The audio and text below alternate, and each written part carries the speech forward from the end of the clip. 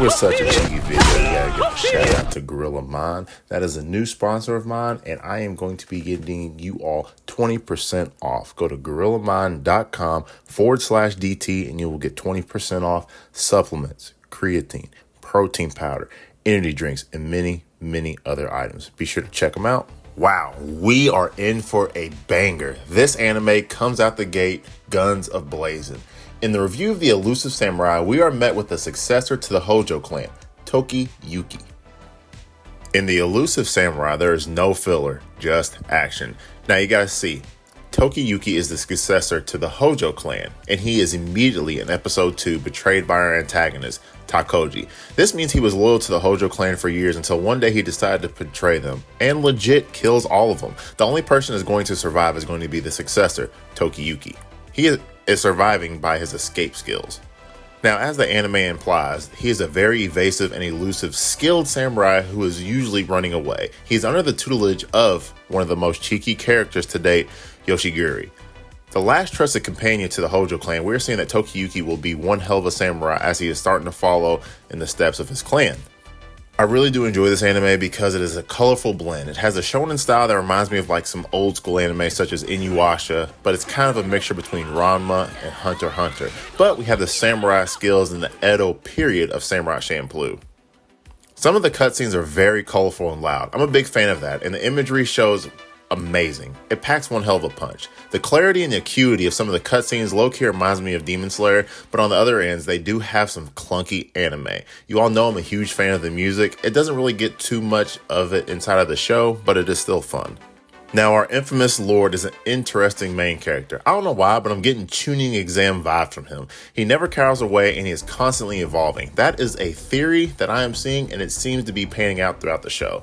Now, as we saw from the beginning, he was handed a silver spoon. However, with his whole entire clan and family knocked out, he is forced to take the shovel route and face diversity head on. And that is what he's doing. Slowly but surely, he is recruiting followers. He instantly became an expert archer, and the way that he learns is next level.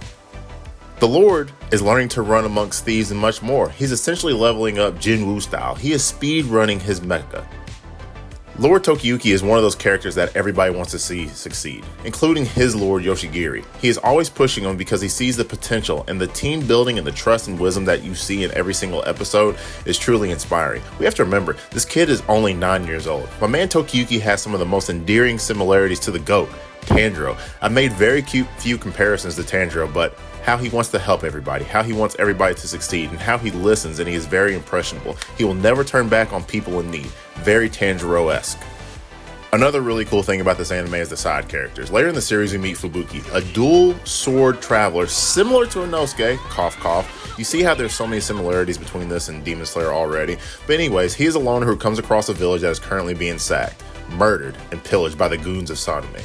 Fubuki takes it upon himself to take on 3 platoons and knocks them all out. And then he stays and elects to stay in the village. But then the gang with Kojiro and Tokiyuki, they pull up, and the Elusive Samurais have a minor conflict, but at the end of the day, they find the Gentle Lord wants them to help. The Gentle Lord takes Fubuki under his tutelage.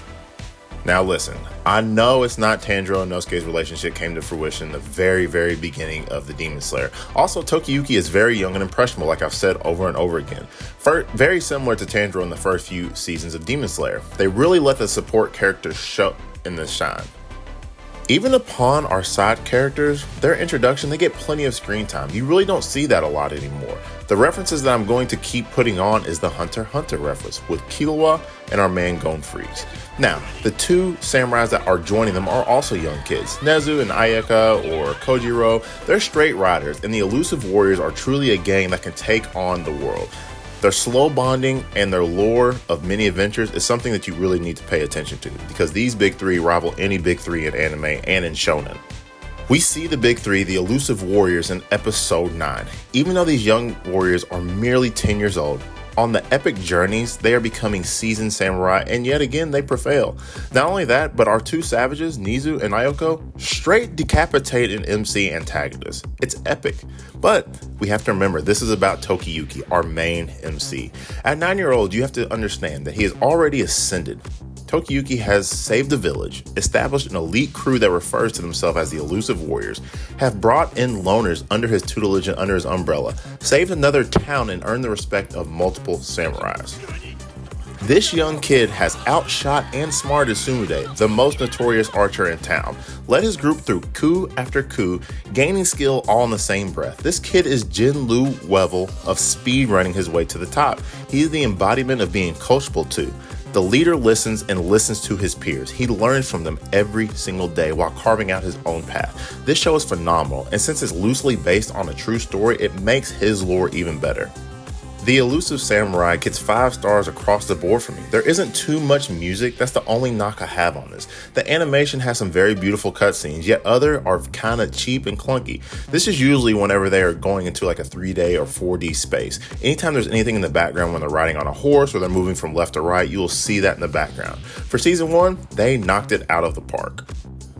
Season 2 has a lot to deliver, and coming out in July of 2026, coming up real soon, we know that just like all new shonens, they have to have an antagonist deliver. We saw a glimpse of Takauji, and he seems crazy OP. He's super smart. We got a little backstory between him and his brother, and it's great. Having him connected to our young lord just adds depth to the show. Now, in my humble opinion, the standout character has to be one of the people that he brought up, Gemba. The way his ninja skills are, they are similarly top tier.